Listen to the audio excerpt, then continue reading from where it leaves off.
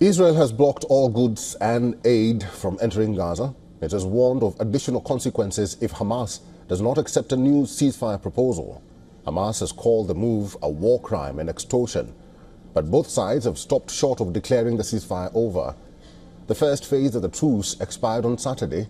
Israel is now demanding more hostage releases before moving on to the next phase, which is phase 2, while Hamas is insisting on a permanent ceasefire first.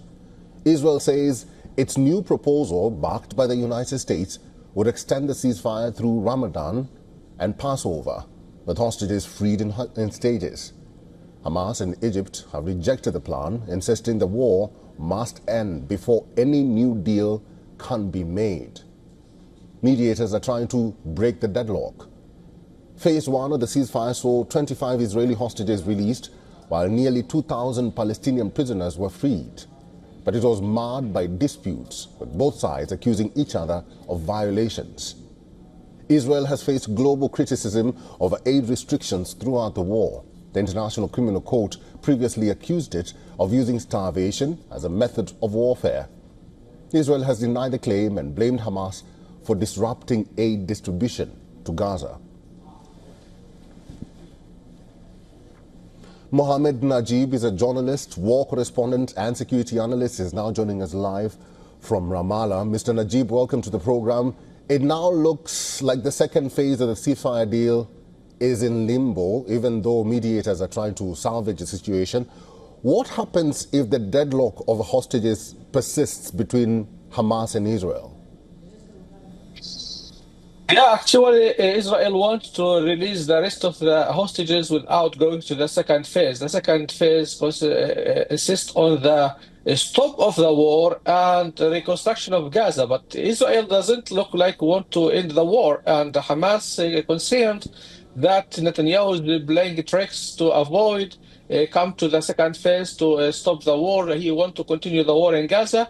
And before that, he tries to go bypass methods to get back the rest of the hostages, then continue the war, which is Hamas doesn't accept that issue, as well as the mediators, Egypt and Qatar.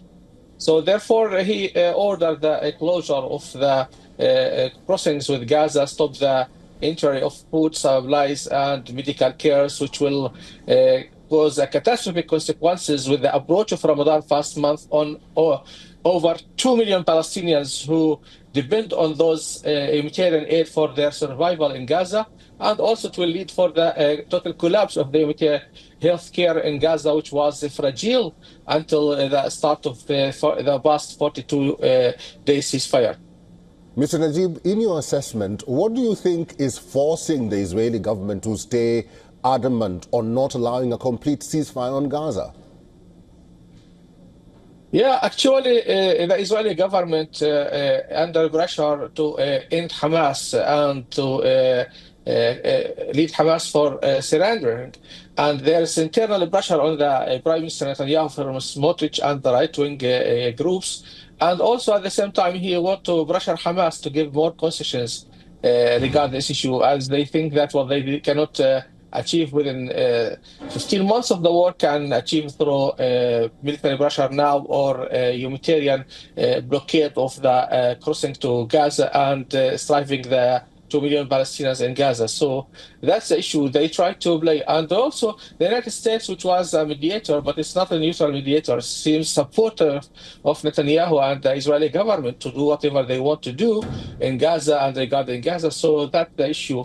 And the mediators and Hamas rejected those called for phase B of the first ceasefire. They want to move to the second phase, which insists on the reconstruction of Gaza and to end the war completely. Then Hamas said it's ready to free all the Israeli hostages once, not through batches as happened before.